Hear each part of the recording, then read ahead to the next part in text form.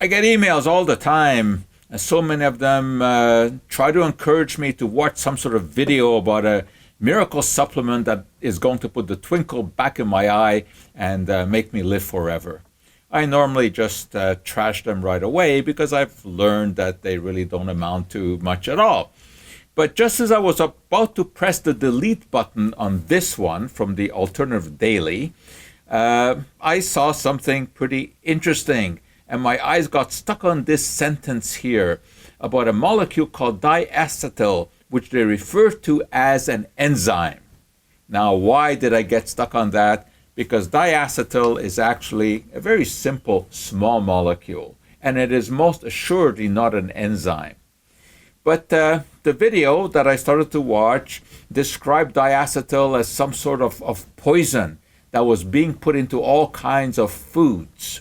Well, let me tell you what diacetyl is. It is a natural occurring compound that is found in butter. Yeah, I do eat butter, not much of it, but I do sometimes just show it to the bread. I like the taste of it. In any case, diacetyl can also be made synthetically in the lab. Whether it comes from butter or the lab doesn't matter. It's exactly the same molecule. And it is put into things like popcorn. And you'll see it on the label as, quote, flavoring, sometimes even natural flavoring, because it does occur in nature. Now, this video that I started watching told me that I better watch out for diacetyl because it was a dangerous material. Why dangerous? Well, I start looking at more of the video, and it tells me that diacetyl is responsible for all kinds of lung problems. Well, that is true in people who have occupational exposure, who work in places where they produce massive amounts of this and they inhale it. That has nothing to do with ingesting. Anyway, I was told that this piece of wisdom came from Dr. Sam Walters. So I start looking into him because I'm always keen to look into doctors who have kind of fallen off the pedestal. Turned out he wasn't a medical doctor at all. He was a naturopath, which of course puts a totally different twist on things. And of course he was recommending supplements. So I start looking at the supplements he was recommending and why he was recommending it. One of these supplements contained ginkgo biloba leaf extract and talks about how, this is an ancient tree, etc. And that elephants love to eat the leaves of this tree. And we know that elephants have great memories. Therefore, we should be buying into this supplement. And then he goes further and says, let's look at this village in China, which is known as the Longevity Village because it has so many centenarians. Bhopal is this village.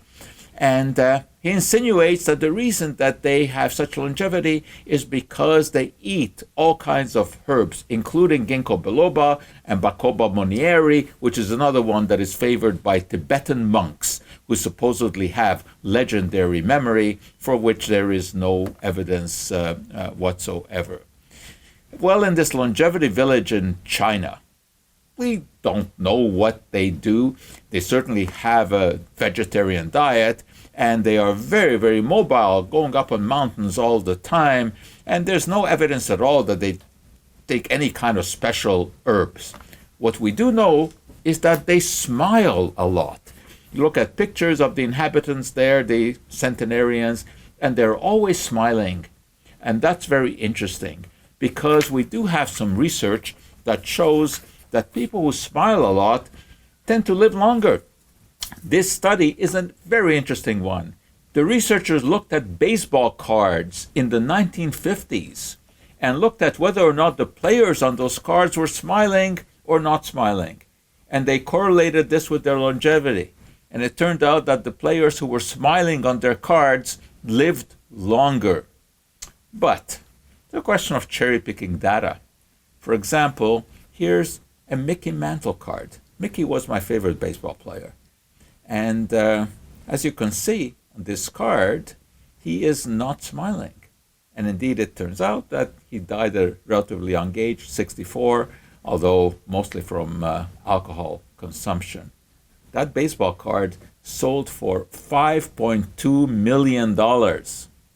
Obviously, I only have a copy. But talking about cherry-picking data, Here's another card, a Mickey card. And on this one, as you can see, he is smiling.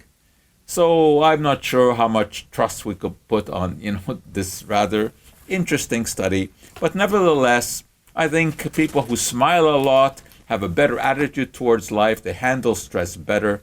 And I think they generally don't worry about the trace amounts of diacetyl that might be found in their popcorn, because there's no evidence that that does any kind of harm. So I'm happy to